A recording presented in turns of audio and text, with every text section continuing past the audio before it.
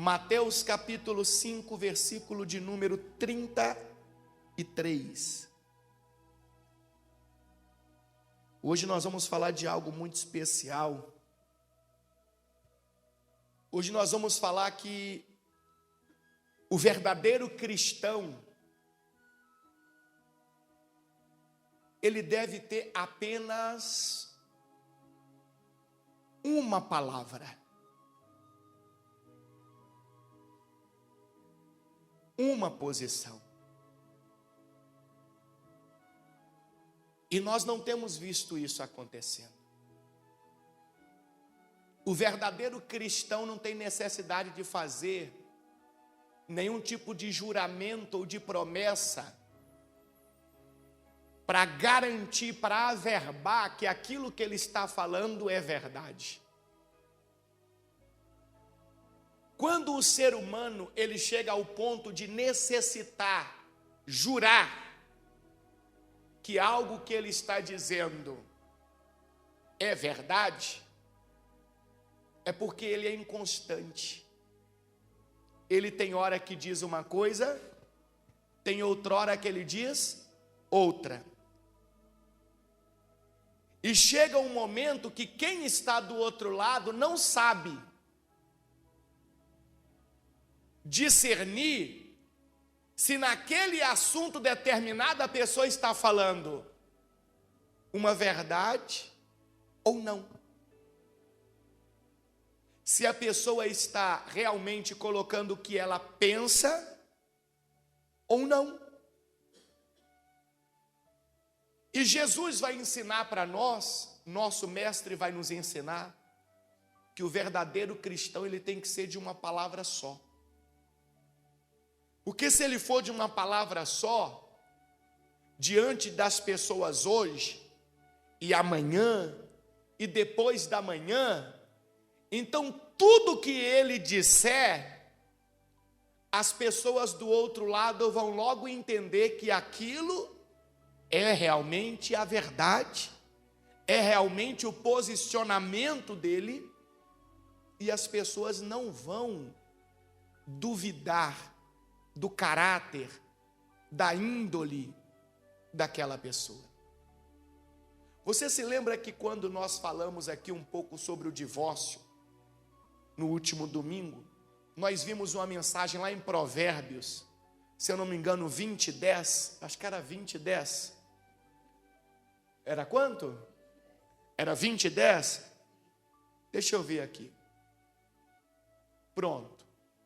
Lembra dessa mensagem aqui? Provérbios 20:10. 2 pesos e 2 medidas. Toda espécie de desonestidade é detestável para o Senhor. Então, o verdadeiro cristão, ele não pode ter 2 pesos e 2 medidas. Ele não pode ter 2 palavras. Ele não pode ter 2 ideias. Não, então, senão ele pode ser um cristão religioso. Mas um verdadeiro cristão ele não é. Você se lembra quando prenderam Estevão? Está lá em Atos capítulo 6. Prenderam Estevão, porque Estevão confessava e testemunhava sobre quem? Sobre o Senhor Jesus Cristo. Ele testemunhava com veemência. Ele testemunhava com vontade, com sinceridade, com aquela certeza de alma. Nele não existia 2 ideias. Existia uma única ideia. Aí encurralaram Estevão e pressionaram Estevão a dizer algo diferente do que Estevão falava a respeito de Jesus Cristo. Só que o que Estevão faz? Estevão reafirma tudo o que ele já tinha falado a respeito de quem? De Jesus. De Jesus. Tudo, uma palavra só. ele tinha um posicionamento só. Mesmo correndo o risco de ser apedrejado por aqueles homens religiosos maus, e ele foi apedrejado, mas ele mudou a palavra? Ele mudou o entendimento dele? Não! Não! Não existe cristão verdadeiro de duas palavras, gente. Não existe. Cadê? Coloca para mim Atos 6, por favor. Deixa eu mostrar para você em Atos 6. Deixa eu localizar aqui exatamente aonde Estevão se posiciona. Pode ir comigo aí na sua Bíblia, eu gosto muito. Não começa lá no 6, né? Começa lá no 6, o discurso, tal. Eu quero que você vá comigo no capítulo 7. Atos, capítulo 7, versículo de número 51. Eu vou pegar só um pedacinho, tá? Em casa vocês leem tudo. Em casa vocês leem tudo, que começa lá no 6. Para você entender quem foi Estevão, a conversão dele, para você entender o posicionamento dele. Eu vou ler a partir do 7:51 para você. Diz assim, olha o que Estevão falou para aqueles religiosos, os sacerdotes, os escribas, os fariseus. Olha o que Estevão disse: povo teimoso, vocês têm o coração incircuncidado e são surdos para o quê? Para a verdade. Olha como é que ele foi firme, porque aqueles que estavam diante dele eram os mesmos que tinham prendido Cristo Jesus, condenado Cristo Jesus e crucificado a Cristo Jesus. Então imagina o inimigo ali do lado ali, fala diferente, rapaz, se preserva, rapaz, cuidado, esse povo é perigoso, Deus não vai ficar triste com você não, rapaz. Ele não mudou uma vírgula. É isso que Jesus vai ensinar no Sermão da Montanha. Independentemente se quem está do outro lado vai gostar ou não, o verdadeiro cristão não muda uma vírgula. Independentemente se ele, o verdadeiro cristão, vai sofrer perseguições, vai sofrer algum tipo de retaliações por causa do ensinamento de Jesus que ele acredita, ele não muda uma vírgula. Será que eu e você temos sido assim? Será que eu e você temos mantido uma palavra firme de um verdadeiro cristão? Ou será que nós somos aqueles que dançam conforme a música? Se a música estiver favorável, a gente fala o que acha, o que pensa, o que tem uma ideia. E se a música não está favorável, a gente já muda o discurso. Quem somos nós? Cristãos religiosos ou verdadeiros cristãos? Cristo sempre foi muito firme, irmão. O nosso Senhor Jesus Cristo, você nunca vai encontrar Ele derrapando em uma palavra sequer. Ele sempre foi muito firme, independentemente do que o outro do outro lado iria o quê? Achar ou fazer contra ele. O verdadeiro cristão tem que ser assim. Tem que ter esse pensamento e esse modo de conduta. Então Estevão falou: seu povo teimoso, vocês têm o coração incircuncidado e são surdos para a verdade. Resistirão para sempre ao Espírito Santo? Foi o que seus antepassados fizeram. e vocês também o fazem. Meu Deus do céu, gente. Que profeta seus antepassados não perseguiram? Mataram até aqueles que predisseram a vinda do justo. Quem é o justo? O Senhor Jesus. A quem vocês traíram e assassinaram. Gente, eu quero que você entenda que tinha um povão na frente de Estevão. E Estevão estava humanamente falando como? Sozinho. Sozinho. Imagina que eu sou Estevão e vocês são as pessoas que estavam na frente de Estevão. Olha a diferença de quantidade. E Estevão não mudou o pensamento, não. A palavra dele, não. O verdadeiro cristão, ele fala no quarto fechado e ele fala em público. O verdadeiro cristão, ele fala para a pessoa da rua, mas ele fala para a pessoa de casa também. O verdadeiro cristão tem uma palavra só. Ele não muda. Versículo 53. 53. Vocês desobedeceram a lei de quem? A lei de Deus. Embora a tenham recebido das mãos de anjos. Então ele manteve muito firme o que ele pensava, o que ele acreditava, o que ele entendia, o aprendizado que ele recebeu. Então, você já sabe que o mundo não vai gostar. Por isso que a Bíblia diz, ou você escolhe ser amigo de Deus, ou você escolhe ser amigo do mundo. A Bíblia fala sobre isso. Acho que é Tiago. Não dá para ser amigo de Deus e do mundo ao mesmo tempo. Não dá. E quando você escolhe ser amigo de Deus, o que o mundo faz? O mundo começa a te odiar.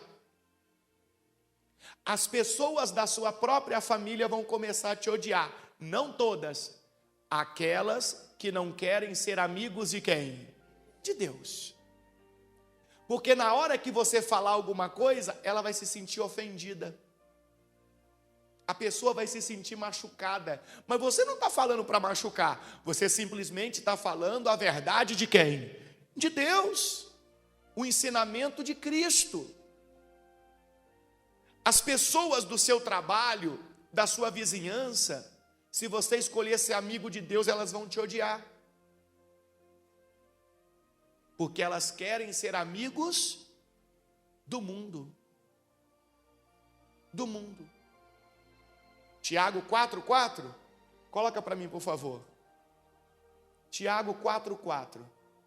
Olha o que está escrito. Adúlteros. O que é um adúltero? Encaixa direitinho com o que nós estamos aprendendo agora. O que é um adúltero?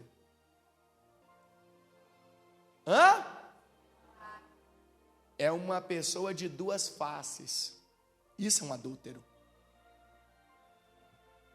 Quando ele quer agir de um jeito, dependendo da situação, ele age.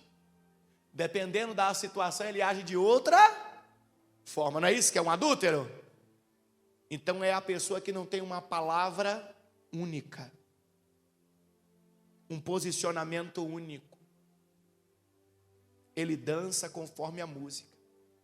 E olha o que Tiago disse: adúlteros, não percebem que a amizade com o mundo os torna inimigos de Deus? Não é que a pessoa fale, eu quero ser inimigo de Deus. Não é isso. Só dela se tornar amiga do mundo, automaticamente ela já se torna inimigo de Deus. É automático. Não tem assim um querer dela. Não quero ser inimigo de Deus. Você já viu que tem gente que quer ser amigo de todo mundo?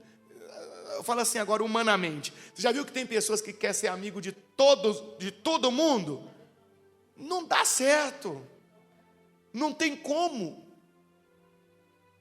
Então Tiago disse: não percebem que a amizade com o mundo os torna inimigos de Deus? Repito, se desejam ser amigos do mundo, tornam-se inimigos de Deus. Aí eu pergunto para você: tem pouca gente ou tem muita gente nesse mundo que é inimigo de Deus? O que você acha? Tem pouca gente ou muita gente neste mundo que é inimigo de Deus?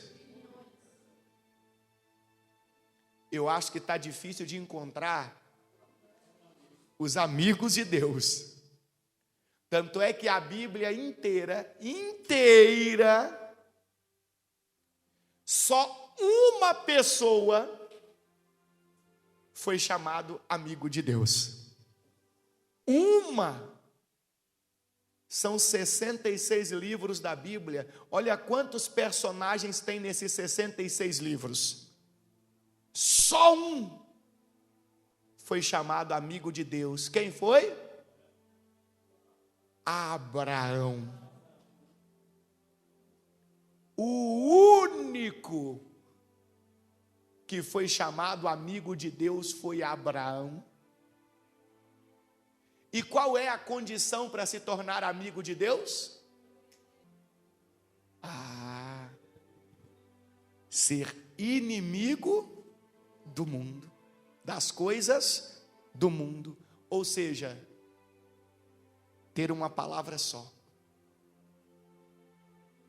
ter um posicionamento só, ser um verdadeiro cristão.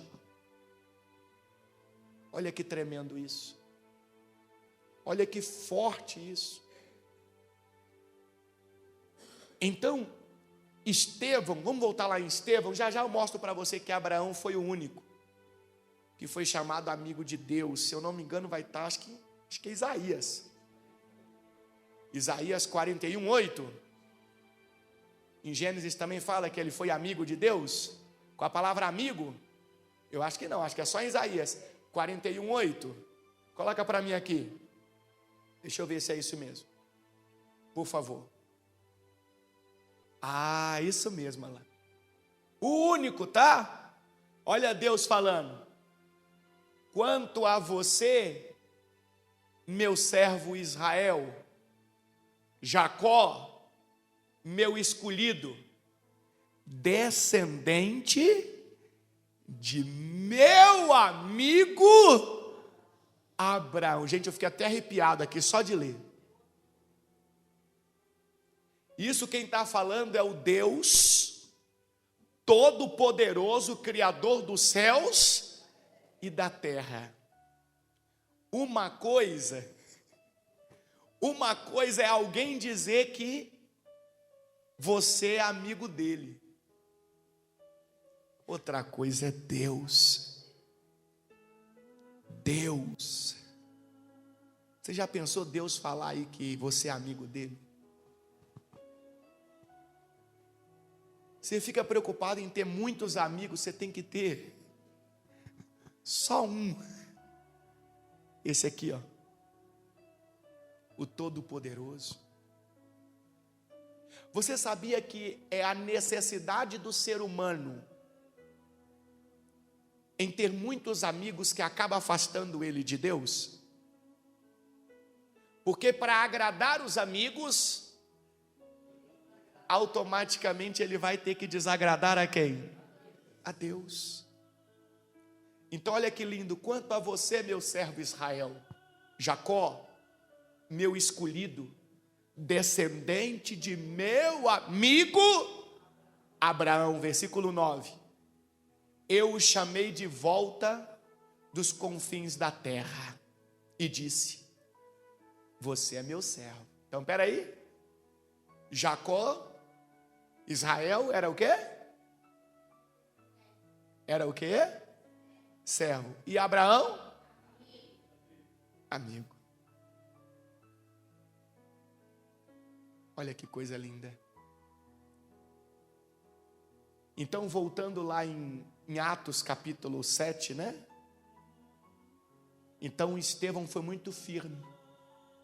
E no versículo 54 diz assim: os líderes judeus se enfureceram com a acusação de Estevão e rangiam os dentes contra ele. Tanto ódio.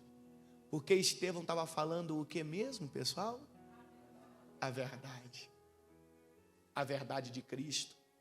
Estevão manteve firme. Estevão não mudou. Versículo 55. Mas Estevão, cheio do Espírito Santo, olhou firmemente para o céu e viu a glória de Deus. E viu Jesus em pé, no lugar de honra à direita de Deus. Olhem, disse ele, vejo os céus abertos. E o Filho do Homem em pé, no lugar de honra à direita de Deus. Eles taparam os ouvidos. E aos gritos, lançaram-se contra ele, arrastaram-no para fora da cidade e começaram a apedrejá-lo.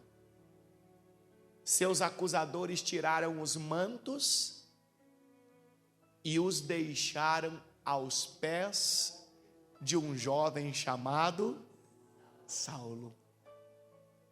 Então Saulo fazia parte dessa turma aqui, ó, que perseguiam os verdadeiros cristãos. E este Saulo, um dia, Jesus Cristo vai encontrar ele. Ninguém encontra Deus. Ninguém. É Deus que encontra quem Ele quiser. Por isso que eu e você devemos nos sentir privilegiados. Não fomos nós que encontramos a Jesus. Foi Jesus que nos encontrou. E assim como ele encontrou Saulo no caminho de Damasco, depois você lê em casa no capítulo 8 de Atos, ele encontrou você. Ele encontrou a mim. E ele disse a Saulo que agora você deve fazer assim, assim, assim. Mas Saulo era obrigado? Não. Assim como nenhum de nós somos obrigados. Ele nos deu livre-arbítrio. Ele nos deu a oportunidade de estar com Ele ou não estar com Ele, Deus. Então Jesus te encontrou para que você seja um verdadeiro cristão, para que você seja uma testemunha de Cristo nessa terra. Agora vamos lá no Sermão da Montanha, em Mateus capítulo 5, 33. Mateus 5, 33. Olha o que Cristo disse. Vocês também ouviram o que foi dito aos seus antepassados. Não quebre seus juramentos. Cumpra os juramentos que fizer a quem? Ao Senhor.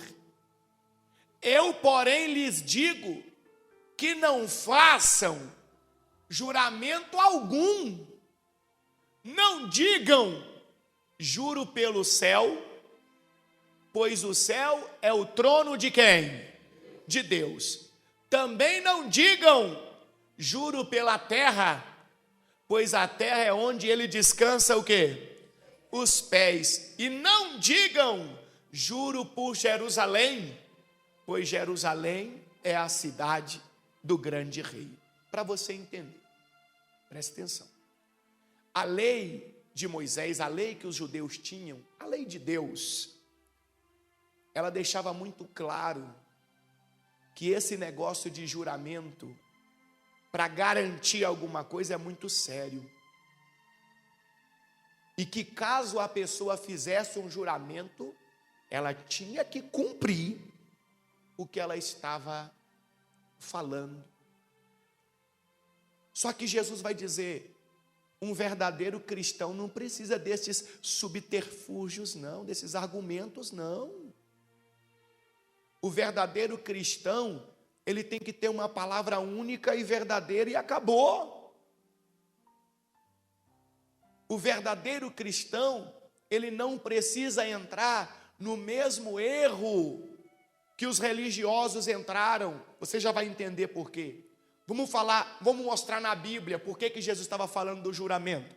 Vai comigo lá em Levítico 19:11, por favor. Levítico 19:11. Por que esse negócio de juramento sempre foi tão sério? Porque normalmente as pessoas, elas juravam em nome de Deus. Porque elas diziam, se eu jurar em nome de Deus, eles vão acreditar. Só que o nome de Deus sempre foi santo. O nome de Deus não pode ser tomado para qualquer coisa. E aquelas pessoas viviam uma vida inconstante, uma vida dupla, uma vida adúltera. Se a música está assim, ele dançava desse jeito. Se a música estava assada, ele dançava do outro jeito. E aí se utilizavam dos juramentos para garantir alguma coisa. Mas olha o perigo que era isso. Versículo 11, Levítico 19. Não roubem, não mintam e nem enganem os outros. Versículo 12. Não desonrem o nome do seu Deus, usando para jurar o quê? Falsamente. Eu sou o quê, pessoal? O Senhor. Desde a antiguidade, pelo fato das pessoas saberem a grandeza do nome de Deus, então elas se utilizaram desse subterfúgio do juramento. E muitas das vezes era mentira o que a pessoa estava dizendo, mas como ela queria que o outro acreditasse, ela dizia, eu juro por Deus. Mas era mentira. Mas quem estava do outro lado, acreditava. Porque a pessoa estava jurando por quem? Por Deus. Por isso que Cristo Jesus vai quebrar isso. Jesus vai dizer, você não tem que jurar por nada não, irmão. Você tem que ter uma palavra única, uma palavra só. Você não tem que ser uma pessoa que necessita de fazer juramentos para alguém acreditar em você, para alguém ouvir você. O nome do Senhor, olha lá, ó, não desonrem o nome de quem? Do seu Deus, usando-o para jurar falsamente. Eu sou o Senhor. Por que aqui em Levítico está dizendo, não desonrem o nome do seu Deus? Porque era um dos mandamentos sagrados, o terceiro mandamento. Lembra do terceiro mandamento sagrado de Êxodo 20? Qual que é? Está lá em Êxodo 27, se eu não me engano. Acho que é 20, versículo 7. Qual que é o terceiro mandamento? Não tomarás o nome do Senhor teu Deus o quê? Em vão. Olha lá. Êxodo 27, ó. Não use o nome do seu Deus, o nome do Senhor, seu Deus, de forma o quê? Indevida. O Senhor não deixará impune quem usar o nome dele de forma indevida. Então olha a seriedade desse negócio. Ah, eu juro por Deus. Ah, Deus sabe. Ah, Deus viu. Não é nem Deus entende. É quando a pessoa quer garantir alguma coisa. Deus viu que isso é verdade. Deus sabe que eu fiz assim. Por que ter que garantir usando o nome de Deus? Aí sabe o que os judeus fizeram? Ah, tá vendo? Hein? Por isso que eu disse, ela dizendo, hoje em dia muita gente usa essa expressão. Viu como eu disse que desde o passado, a antiguidade até hoje, as pessoas continuam seguindo esse pensamento aí? Pessoal, aí o judeu viu que isso aqui era muito sério. Jurar pelo nome de Deus é muito sério. Ele não vai deixar impune. Aí sabe o que o judeu fez? ele disse assim: vamos fazer o seguinte, não vamos jurar por Deus mais não, vamos jurar pelo céu. Porque se eu jurar pelo céu, eu não estou falando do nome de quem? De Deus. Então eu não vou ter castigo, punição. Ou então vamos jurar pela terra. Eu juro por essa terra, que foi assim e assim. Ou então eu juro por minha cabeça. Tudo para não falar em nome de quem? De Deus. Por quê? Por que eles procuraram mecanismos? Porque eles não estavam sendo pessoas confiáveis. Eles sentiam a necessidade de ter algum tipo de averbação da palavra que eles diziam. Eles sentiam a necessidade de fazer algum tipo de juramento, de promessa, para garantir o que eles falavam. Por quê? Porque eles não tinham uma palavra só. E muitas das vezes o que eles diziam era mentira, mas eles queriam que os outros acreditassem. Por isso que no versículo 34, lá em Mateus 5:34, Jesus disse assim, olha lá, eu, porém, lhes digo que não façam juramento algum, não digam, juro pelo céu, pois o céu é o trono de quem, pessoal? É o trono de Deus. Olha Jesus falando, vem cá, vocês estão achando que estão enganando quem? Você está fugindo do nome de Deus para falar que está livre da punição, mas está jurando pelo céu. O céu é o trono de Deus, está lá em Mateus 23, vai lá comigo, Mateus 23. Mateus 23, versículo de número 22. Mateus 23, 22. Olha Jesus ensinando. Quando juram pelo céu, juram pelo trono de quem? De Deus e por Deus, que se assenta no trono. Em outras palavras, se você está achando que está fugindo do castigo, da punição, porque não está falando do nome de Deus, mas você está errando do mesmo jeito, que quando você jura pelo céu, no céu está o trono de Deus, e Deus está sentado nele, então você está jurando por Deus do mesmo jeito. Do mesmo jeito. Você está enrolado da mesma forma. Aí Jesus continuou no versículo 35, ao 35 lá, Mateus 5:35. Também não digam, juro por onde? Juro por onde? Pela terra, pois a terra é onde ele descansa o quê? Os pés. Isaías capítulo 66, versículo 1. Abre aí. Isaías capítulo 66, versículo 1. E se vocês estão achando que estão fugindo aí da ira do Senhor ao dizer eu juro pela terra, vocês estão enganados, porque a terra é onde o Senhor descansa o quê? Os pés. Olha o que diz Isaías 66, verso 1. Assim diz o Senhor, o céu é meu trono, e a terra é o suporte de meus pés.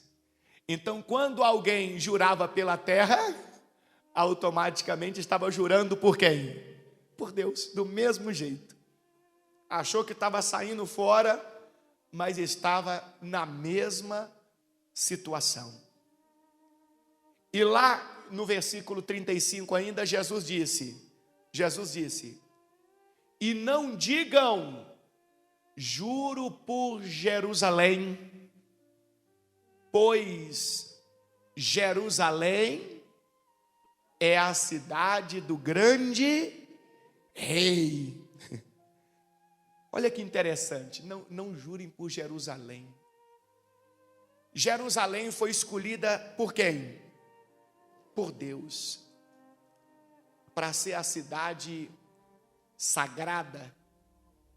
O templo foi construído aonde? Em Jerusalém. O templo simbolizava a habitação de quem?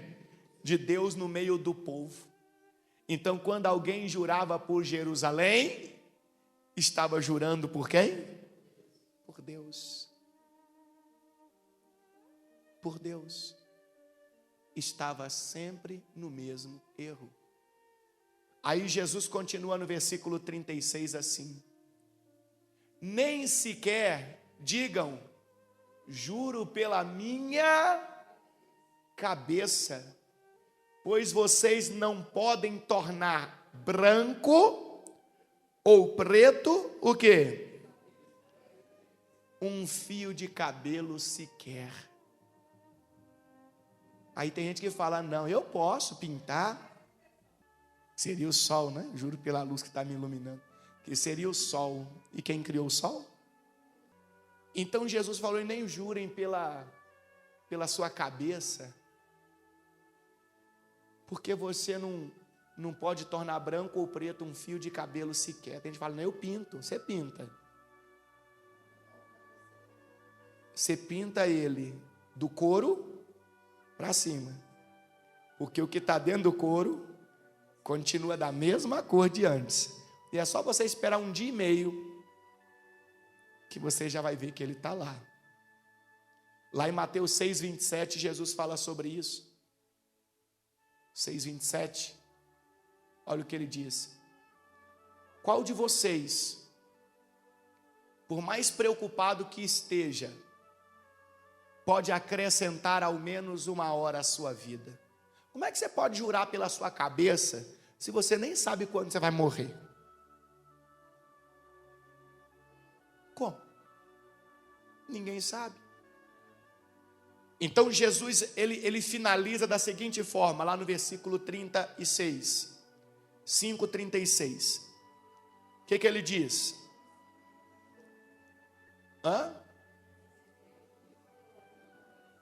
Nem sequer digam, juro pela minha cabeça, pois vocês não podem tornar branco ou preto um fio de cabelo sequer.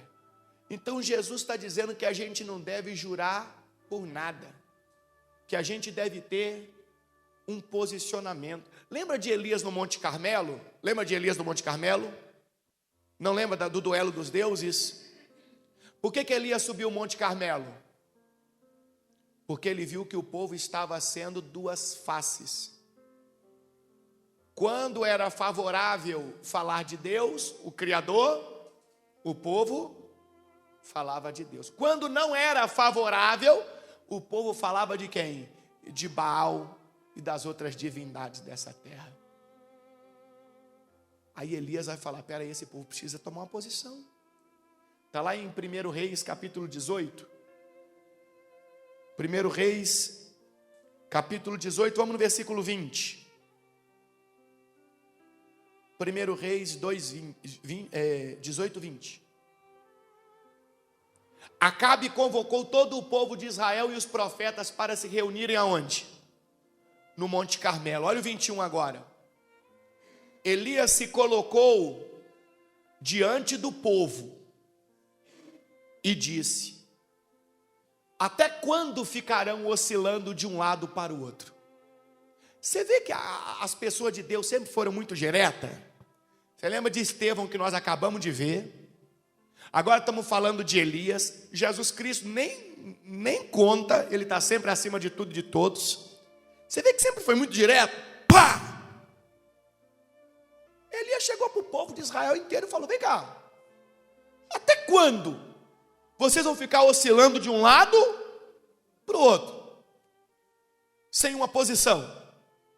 Se o Senhor é Deus, sigam-no.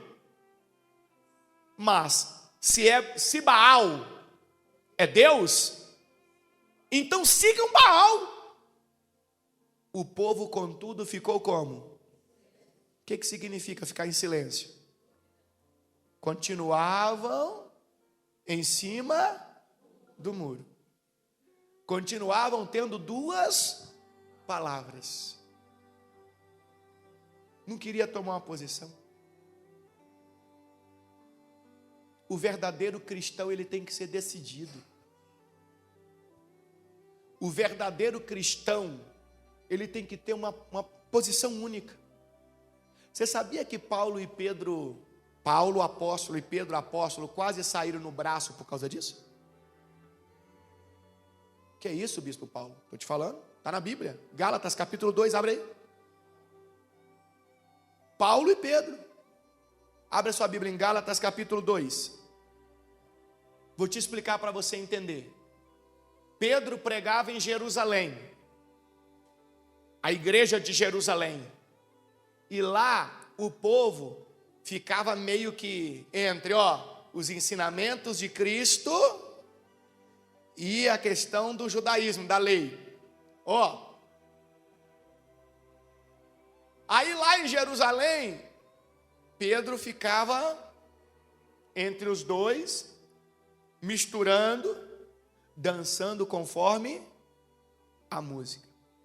Paulo foi pregar em outras regiões, outras cidades, onde não era o povo o quê? Judeu. Então o que vocês acham que Paulo ensinava para o povo? Vocês acham que Paulo ensinava o judaísmo e o ensinamento de Cristo? Não. Paulo só ensinava o quê? O ensinamento de Cristo. Paulo ensinava as pessoas a serem verdadeiros cristãos. E Pedro lá em Jerusalém meio misturado. Só que como Pedro era uma autoridade muito grande na igreja, imagina assim, só para você entender. Pedro era como se fosse o líder, como se fosse. E os outros subordinados. Então Pedro, ele era sempre muito bem respeitado. Um belo dia, Pedro vai visitar a igreja que quem era o pastor? Paulo. Quando Pedro chega, sozinho, aí está lá o Paulo com os obreiros, com o pessoal, todo mundo não judeu, mas verdadeiros o quê? Cristãos. Aí Pedro chega sozinho, aí Paulo fala, vamos almoçar, os obreiros fizeram um almoço aqui para a gente, vamos almoçar? Vamos. Vamos conversar? Vamos. Maravilha. Daí passou um tempo, não sei te precisar se foram dias, aí quem é que chega lá? A patota de Jerusalém, Tiago, João e alguns outros. Quando eles chegam, o que Paulo faz? Não, Paulo não, o que Pedro faz? Pedro se afasta, como quem diz, eu sou judeu, não posso me misturar com os gentios, e os outros não podem ver, eu guardo também a lei, eu guardo a lei, como vocês aqui, Pedro, Tiago, João e os outros. Vai no versículo 11 para mim, versículo 11, no 11. Mas quando Pedro veio a Antioquia, lá Gálatas 2:11, o que Paulo disse? Tive de opor-me a ele abertamente. O que você entende com abertamente? Irmão, na frente de todo mundo, meu irmão. O verdadeiro cristão no quartinho ali, vamos conversar separado? Não, irmão. Tive de opor-me a ele abertamente, pois o que ele fez foi muito errado. Não, eu quero que você entenda que isso aqui é Paulo falando de quem? De Pedro. Não é de qualquer um. É de Pedro. E Paulo está dizendo que o que ele fez foi muito errado. Versículo 12. No começo, quando chegou, ele comia com os gentios. Mais tarde, porém, quando vieram alguns amigos de Tiago, ou seja, lá de Jerusalém, dos judeus, começou a se afastar, com medo, ó medo, ao medo de perder o quê? De perder o quê? Medo de perder amigos. Se você quiser ser amigo do mundo, você se torna inimigo de quem? De Deus. Olha lá. Com medo daqueles que insistiam na necessidade da circuncisão, dos parâmetros da lei de Moisés. Ele ficou com medo de ser criticado, ele queria ficar bem com todo mundo. Versículo 13. Como resultado, outros judeus imitaram o quê? É o que está escrito para nós aí. Literalmente, imagina Paulo na frente de todo mundo, você é um hipócrita, rapaz. Não, eu quero que você imagine a cena. Os obreirinhos ali, coitado, ali com garfo na mão, com a faca na mão. Os outros bonitão chegando lá de Jerusalém, todo cheio de marra. E Pedro mudando de lado e Paulo levantando e botando o dedo e falando, você é um hipócrita, rapaz. Eu quero que você imagine a cena. Que isso, bispo Paulo, mas isso não pode acontecer. É claro que pode e deve acontecer. Esse é o Pedro de Jesus. É o mesmo? Caiu pela quarta vez, pronto. Negou pela quarta vez. Se a gente puder usar essa metáfora aqui. Sim, mas isso é importante ter acontecido para ensinar para nós, por isso que está registrado. Tem gente que fala, nossa, a Bíblia registrar um bafafá desse aí, isso aí é coisa interna, isso aí é coisa que não podia ter sido escrito, mas foi escrito para mostrar para mim e para você, como que nós devemos nos posicionar.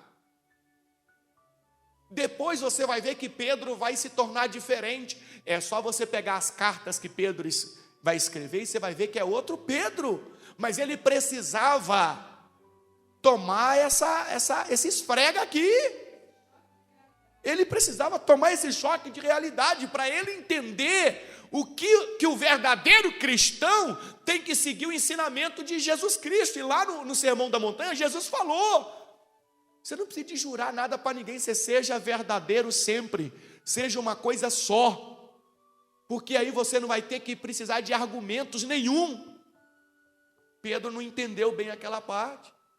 Então olha o que Paulo disse. Como resultado, outros judeus, tinha alguns outros lá com eles, antes daqueles chegar, que viram Pedro se afastando, eles o quê também? Se afastaram, imitaram a hipocrisia de quem? De Pedro. Olha Paulo falando, e até mesmo Barnabé. Quem era Barnabé? Barnabé era o pastor junto com Paulo em Antioquia. Olha que profundo isso. Até mesmo Barnabé se deixou levar por ela, pela hipocrisia de Pedro. Até o pastor da igreja, junto com Paulo, que era Barnabé, que tinha vindo de Jerusalém, não é que viu Pedro se afastando dos obreiros, das pessoas que estavam ali, até o pastor da igreja fez o quê? Se afastou, com medo de se indispor com quem? Com o pessoal de Jerusalém, com Pedro, com a turminha lá. Gente, eu imagino que esse dia aqui, quase que teve que chamar o bombeiro. Porque você imagina, Paulo era difícil. Se você ler a Bíblia, examinar com atenção, você vai ver que Paulo era obstinado. Quando ele era fariseu até a alma. E quando ele se torna um verdadeiro cristão, ele se torna um verdadeiro cristão até a alma. Paulo não tinha meio termo, não. Então eu imagino, na hora que Paulo viu aquilo, Pedro e tal, e até o Barnabé se desfazendo dos obreiros ali, imagina os obreiros. Imagina as pessoas da igreja se sentindo como? Rejeitado, um lixo. Espera aí, por que estão se afastando da gente? Por que até agora ele estava aqui conversando, comendo, e agora ele está agindo assim? Será que Deus não aceita a gente não? Será que a gente está tudo condenado? Será que não tem jeito para nós? Imagina a cabeça das pessoas.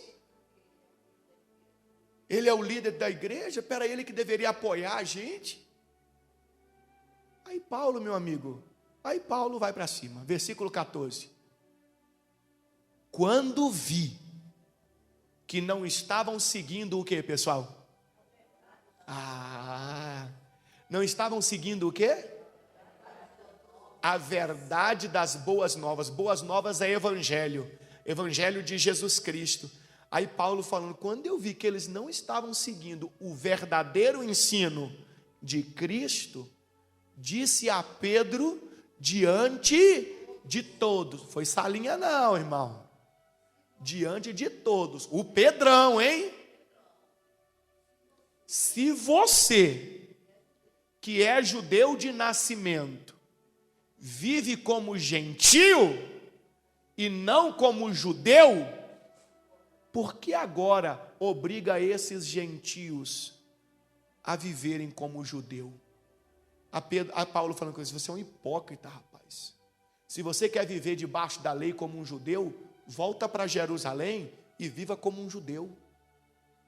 Não fica fingindo que você é um cristão, um discípulo de Jesus por aí, e na hora que a situação muda um pouco, você se esconde. Você estava aqui com a gente, você age como um gentio, ou seja, como alguém que é um discípulo de Jesus, que não está mais apegado à lei, você age assim na frente dos outros. Mas na hora que a situação muda, você quer obrigar os outros a serem judeus? Para quem não sabe, aqui foi o rompimento. Quando eu digo rompimento, não é mágoa, ódio, ressentimento, não. Foi o rompimento de Paulo com Pedro, no sentido de responsabilidade evangelística. Responsabilidade. Porque até então, Antioquia era uma igreja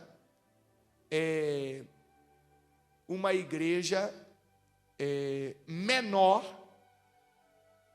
que pertencia à igreja maior de Jerusalém. É como se Jerusalém fosse a matriz e Antioquia fosse uma filial. Estou falando uma forma bem fácil para todo mundo entender, que estava ligada a Jerusalém.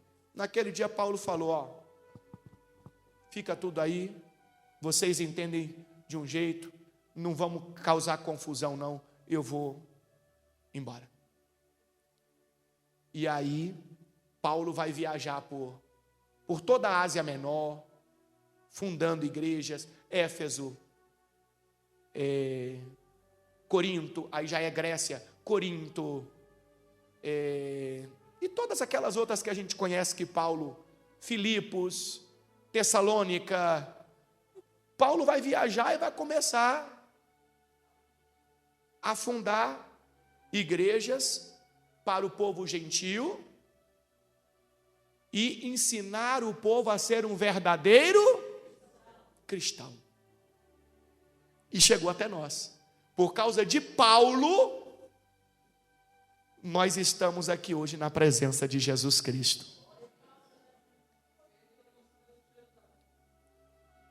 Pedro praticamente ficou só em Jerusalém. A Bíblia só relata que Pedro foi um pouquinho a Roma, só.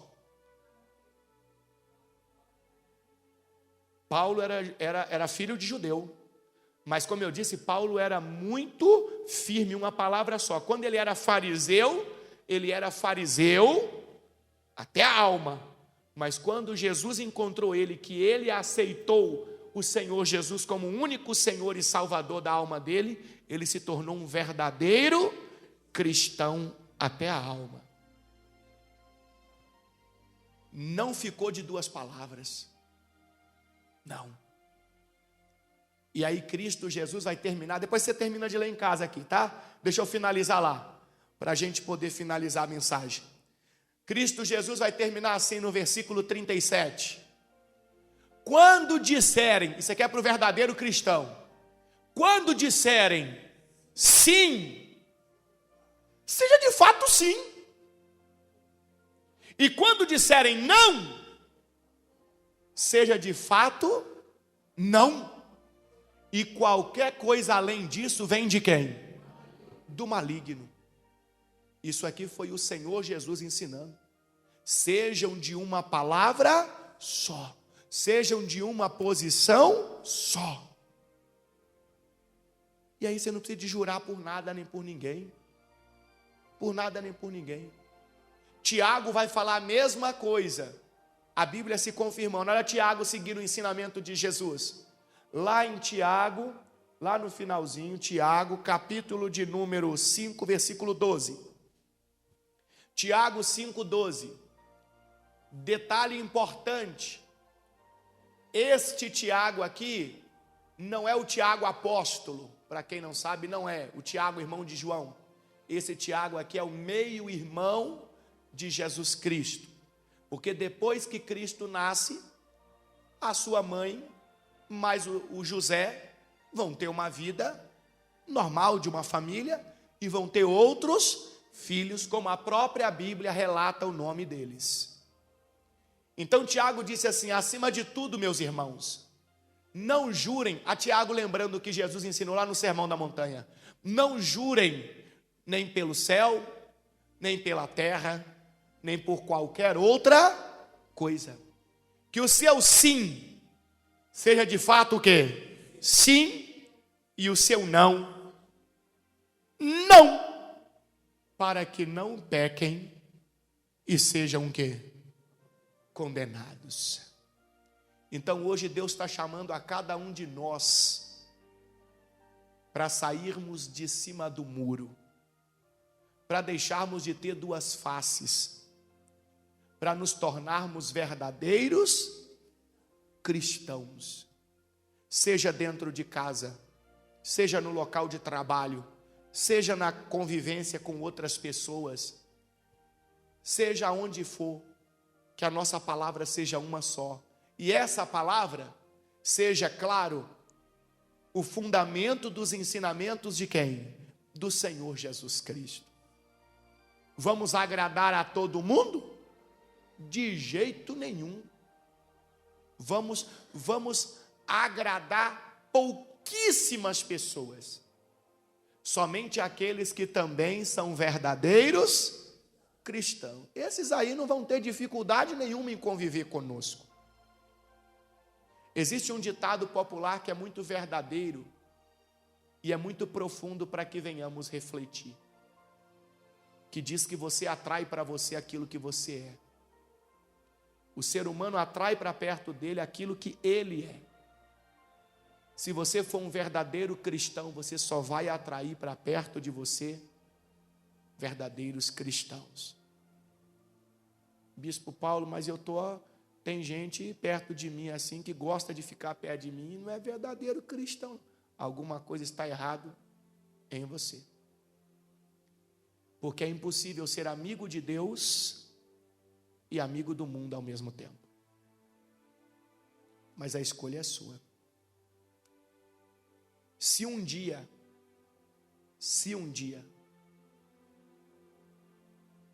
eu vier a ouvir aquilo que Deus falou sobre Abraão, para mim, vai ser a maior vitória da minha existência. A maior. Nada, absolutamente nada neste mundo, para mim, significaria mais do que ouvir Deus me chamando de amigo. Não tem nada para mim, maior do que isso. Que você possa refletir neste ensinamento de Jesus, que você possa colocar em prática na sua vida, e que a partir de hoje o seu sim seja sim, o seu não seja não, e que você tenha uma palavra só, que você não precise de fazer juramentos nem promessas, que quem olhar para você acredite naquilo que você está dizendo por causa da sua postura, do seu posicionamento, da sua forma de ser, que não oscila, que não muda, que não é variável. Que possamos ser verdadeiros cristãos. Amém? Quem entendeu a mensagem? Você acredita no ensinamento de Jesus? Glória a Deus. Vamos orar.